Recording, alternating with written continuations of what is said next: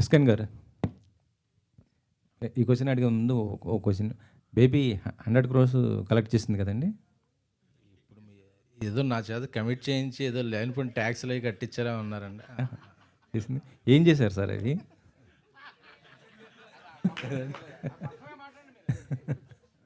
ఏదండి ఏం చేశారంటున్నా 100 crores? ఇంకా మన డిస్ట్రిబ్యూటర్లు ఎగ్జిబ్యూటర్లు తెలిసిందే కదా, ఇంకా రావాలి. ఆ ఫిగర్లు పోస్టర్ మీద ఉంటున్నాయి, చూస్తే అకౌంట్లో రావట్లేదు. ఏంటంటే అక్కడ నుంచి రావాలండి, ఇక్కడ నుంచి రావాలండి, ఈ సినిమా అయిన సలార్ అయిన తర్వాత వస్తాయండి, గుంటూరు గారు అయిన తర్వాత వస్తాయి, ఇలా ఉన్నాయి. సో అవన్నీ వచ్చేస్తే ఇంకా అందులో అది గ్రాసే, అందులో వచ్చే షేర్ వేరు ఉంటుంది.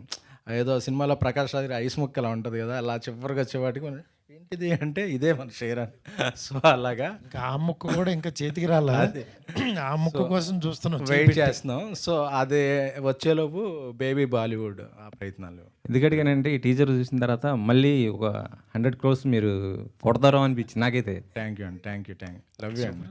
అది చేస్తే కనుక మీకు మంచి కారు కొనిస్తాను. పబ్లిక్గా కమిట్ అవుతున్నా. థ్యాంక్ యూ అండి.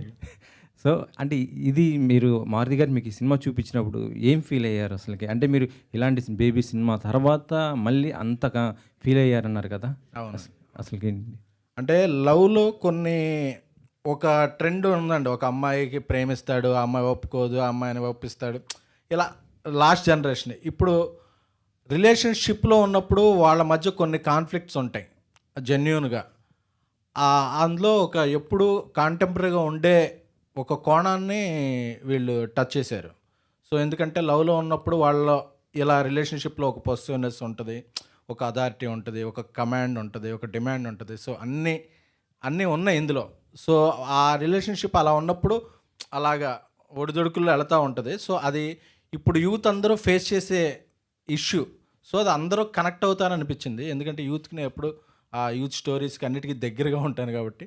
సో ఐ ఫీల్ ఇది వెంటనే యూత్ అందరికీ ఇక్కడే కాదు, తెలుగునే కాదు, తమిళనే కాదు, ఎక్కడైనా సరే ఇండియా యూత్కి ఇది బాగా కనెక్ట్ అయ్యే పాయింట్.